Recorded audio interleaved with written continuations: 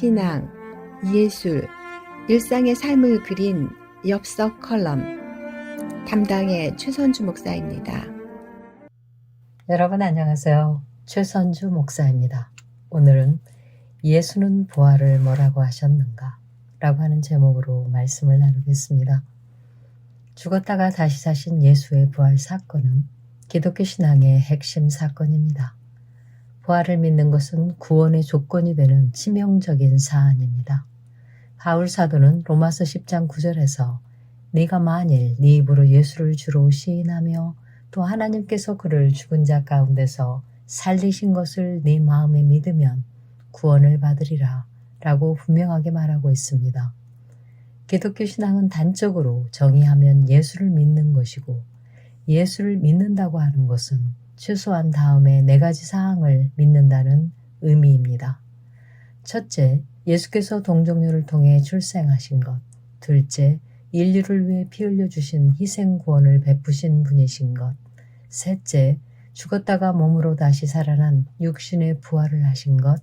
넷째, 다시 오신다고 하신 재림 약속을 하셨다는 것을 믿을 때 기독교 신앙인입니다. 이 4가지 요소만으로 누가 참 기독교인인지, 믿어지는 내용을 선별적으로 택해서 믿으며 기독교를 종교로 선택한 사람인지 가려집니다. 구원과 부활의 중요성은 신학자의 결정에 의한 것이 아닙니다. 그것을 언급한 분은 바로 예수셨습니다. 구원과 부활은 영생을 의미하는 것이고, 예수는 요한복음 17장 3절에서 영생은 유일하신 참 하나님과 그의 보내신 자 예수 그리스도를 아는 것이다 라고 정의하였습니다. 하나님이 왜 예수를 세상에 보내셨냐고 누가 묻는다면 교회를 오래 다닌 사람은 쉽게 대답할 것입니다. 예수의 희생으로 십자가에서 보혈을 흘려주심으로 인간들의 죄를 용서받게 하셔서 구원하신 것이다 라고 할 것입니다. 성경적으로 맞는 답입니다. 그런데 어떻게 그분의 피가 사람들의 죄를 깨끗하게 하고 또 죽은 후에 하나님께 받는 심판에서 면제를 받게 하는 것일까요? 구약의 레위기와 신약의 히브리서에는 하나님의 용서의 원칙은 피 흘림이 없이는 죄 사함이 없다라고 하는 것입니다. 하나님은 당신의 백성들에게 레위기 17장 11절을 통해 생명이 피에 있으므로 피가 죄를 속한다라고 하는 말씀으로 피 흘림이 없이 죄 사함이 없다는 것을 가르치고 죄 사함을 받는 제사법을 주셨습니다. 하나님의 명대로 이스라엘인들은 죄를 용서함 받기 위해서 희생 동물을 잡은 피로 제사를 지내는 법을 행했습니다.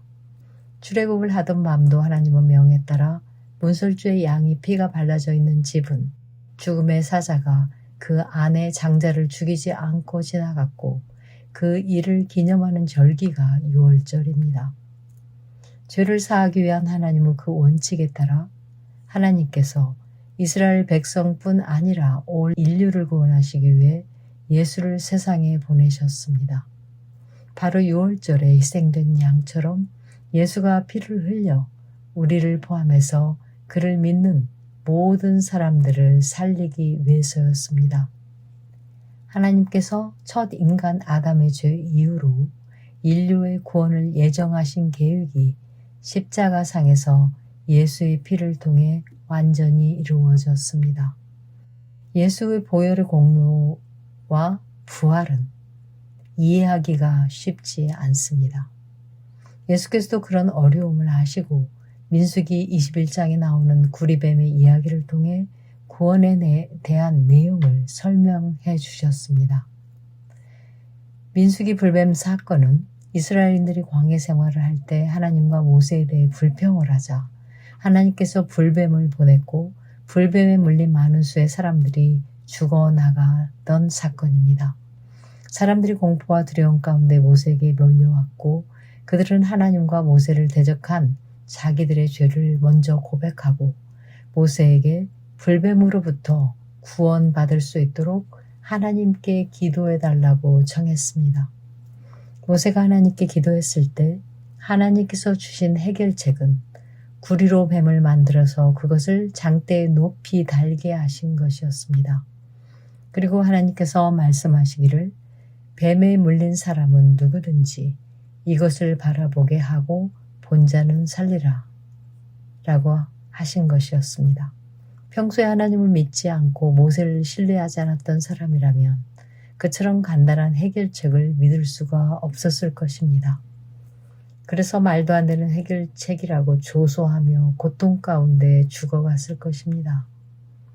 오늘날도 하나님과 예수를 거부하고 죽어가는 사람들은 구리뱀을 바라보지 않고 죽어가던 모세 당시의 사람들과 하등 다를 바가 없습니다. 부활을 믿지 않던 당시의 엘리트층이었던 사두개인에게 예수는 죽은 자의 부활을 논할진대 하나님이 너희에게 말씀하신 바 나는 아브라함의 하나님이요 이삭의 하나님이요 야곱의 하나님이로라 하신 것을 읽어보지 못하였느냐? 하나님은 죽은 자의 하나님이 아니요 살아있는 자의 하나님이시니라 라고 말씀하셨습니다. 부활을 설명하기 위해서 예수는 그들이 살아계신 하나님과 함께 살아있다고 공표하신 것을 상기시키신 것입니다.